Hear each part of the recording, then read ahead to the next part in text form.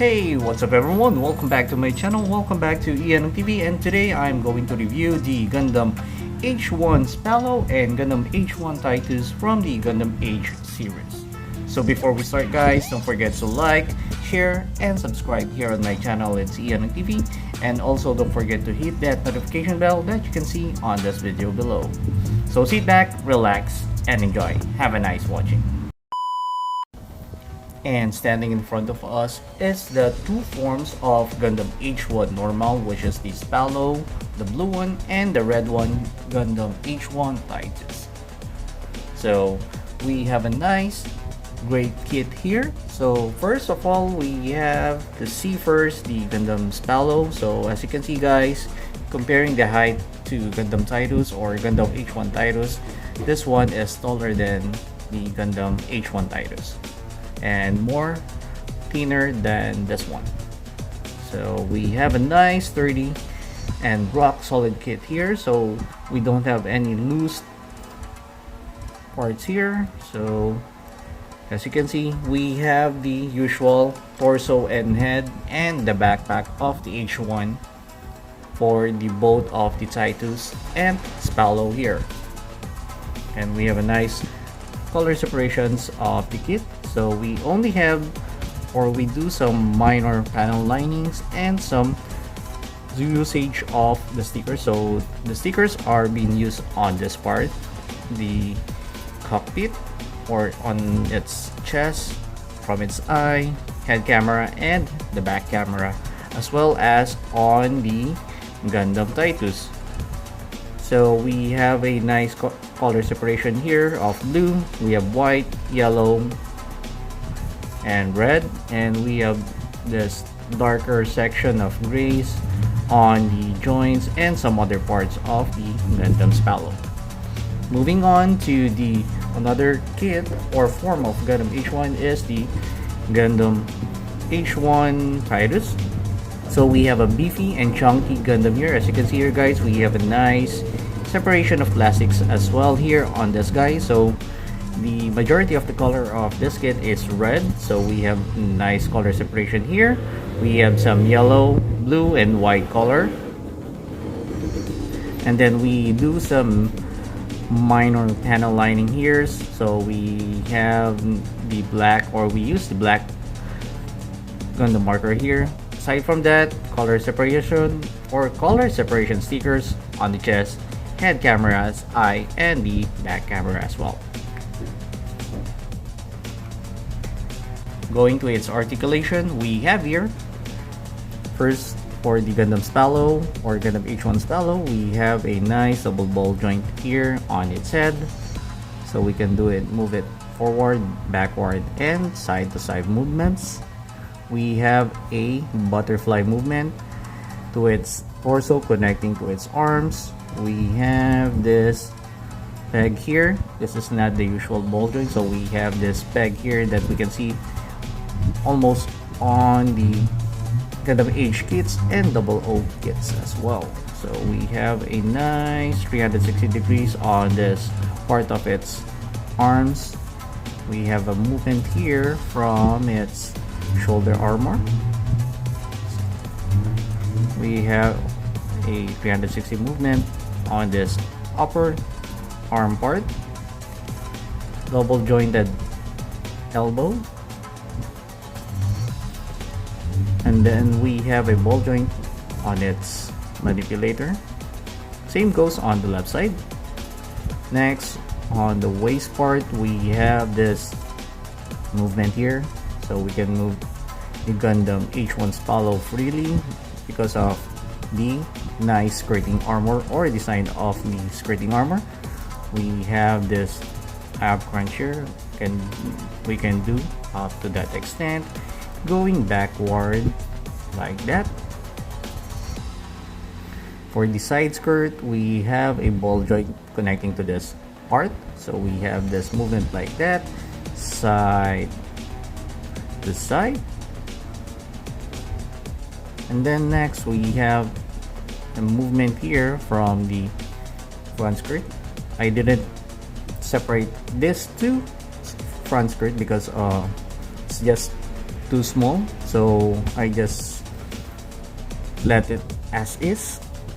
And then for the back area, we have this movement right here, so we can do some kicks up to that extent and going forward as well without any hesitation from its movement. From the upper thigh, we have here a movement here. We can swivel it like that. From its legs, we have, or from its knee, we have this double ball joint here. A minor movement from the back, from its feet, going forward, and a minor side-to-side movement here. Aside from that, that's the only the feet or the leg part can do.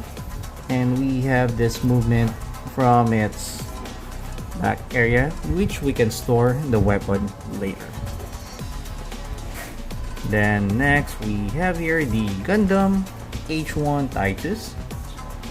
So we have the usual ball joints from its head, so I won't be reviewing any of its head and torso. So we have the same thing with the Gundam AGE-1 Spallow. So for the arms, we have this same movement here. From its arm, we can move it up to that extent, so as on this one, to the point that the shoulder armor will break his V-fin and head as well. From its arms, we have a 360-degree movement here, a double ball joint from the arms as well. We have a nice ball joint from its manipulator. From the back area, we have a nice skirting armor here. It can move freely.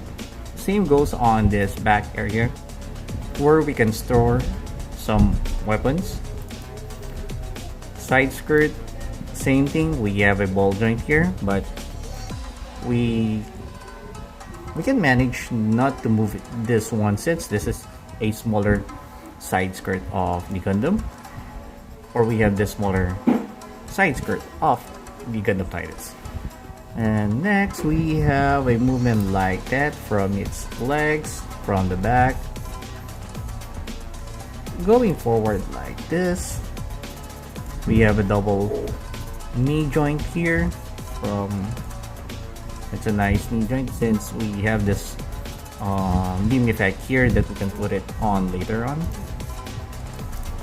And next, we have this nice 360-degree movement from its thigh part.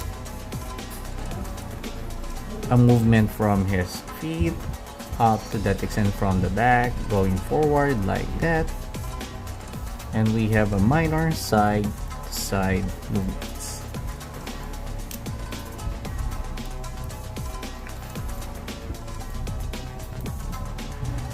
And now for the accessories.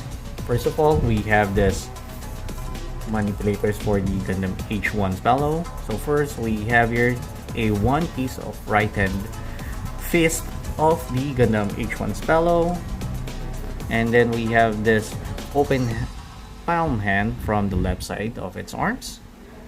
And next, we have the one pair of holding hand manipulator that we can put this to change the closed fist and the open palm of the Gundam AGE Spallow. Next, we have this cover for its 3mm peg here, but usually I don't use this one, since I want this 3mm peg open due to its action poses using this action base. And then next, we have here the dagger. So we have three pieces of plastics here, which is here from the handle, from this side and this other side, and one piece white plastic here. So as you can see here, guys, we have this open part here that we can store the dagger like that. Very neat. And lastly, we have this sticker that we can use to its head cameras, back camera from the eyes and this one, but I didn't use this one since I want to paint my dagger with a metallic green color or acrylic paint.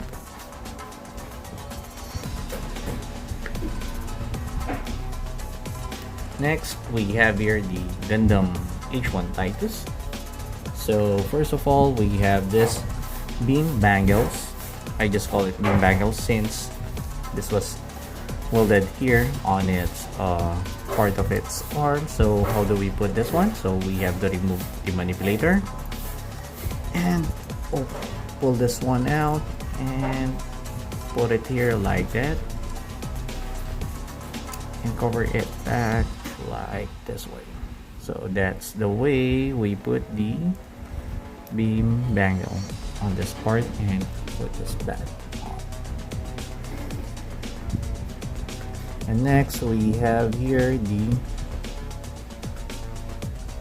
some beam effect parts from its shoulders and knees. So we have 14 pieces of it. So we can put it here like that, this way. So from this part, as you can see, there is a this is not just a circular peg, so we have this some point here that we can store it properly here from its hole from the shoulder and from its knees as well. So I won't be putting all of this on the holes. It's up to you guys how you manage to put this one or how you use it. It depends on your action poses. And next we have this cover from its 3mm peg down here. So we already have that one from the AGE-1 Spallow and some small sticker sheet for the Gundam AGE-1 Titus.